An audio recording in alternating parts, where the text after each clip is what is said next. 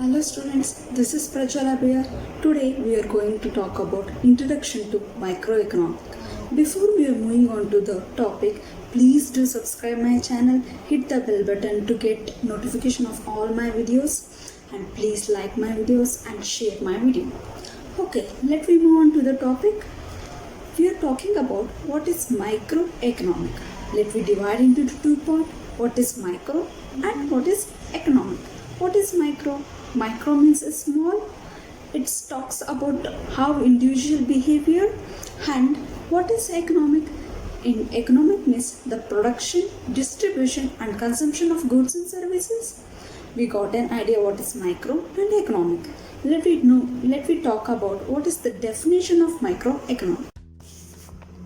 Microeconomic is the study of individuals, households, and firms' behavior in decision making and allocation of resources. It generally applies to markets of goods and services and deals with individual and economic issues. Under this microeconomic, we have three key elements. They are goods, individual, resources. Goods is a physical, tangible. Tangible means which we can see, touch and feel. Goods, it may be a fruits, vegetables, steel or cotton. For example, if I am demanding for a vegetable will be a goods to me, correct? Next, individual. Individual as a decision making unit. For example, I am here individually deciding what to purchase, whether to purchase a fruits or vegetable. Correct? Resources. Do I have sufficient resources to available those? For example, farmer is sending his child to corporate school, not to a boarding school, because he don't have sufficient resources to send his child to boarding school. Correct? Next, we'll see what are the problems of economic. The central problems of an economic. First is problems of allocation of resources. Next, problems of fuller and efficient utilization. Next is problems of growth of resources. Let me see first problems of allocation of resources. Allocation of resources is nothing but assignment of available resources to various uses. Various means such as market or planning.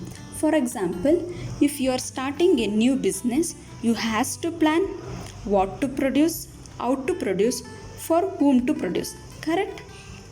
Next, problems of efficient and fuller utilization of resources. Next problem with the economic is how to use its limited resources, that is land, labor, capital and other resources, so that maximum production at least cost can be produced. Fuller utilization of resources refers to a situation where the resources are used in the best possible manner. Next, problem of growth of resources.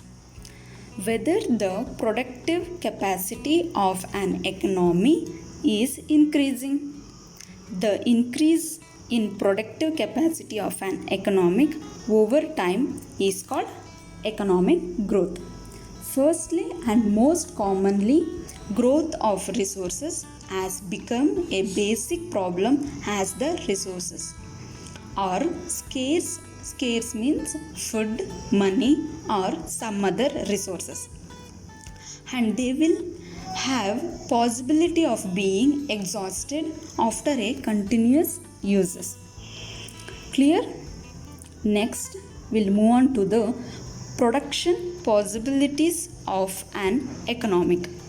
The ability of a country to produce goods and service with the limited resources and technology is known as production possibilities of the economic. It all depends on the country ability, whether it can produce goods and services within the limited resources and technology. Okay, in next video we'll talk about production possibility of frontier. Until that, take care, have a nice day. Thank you for watching my video.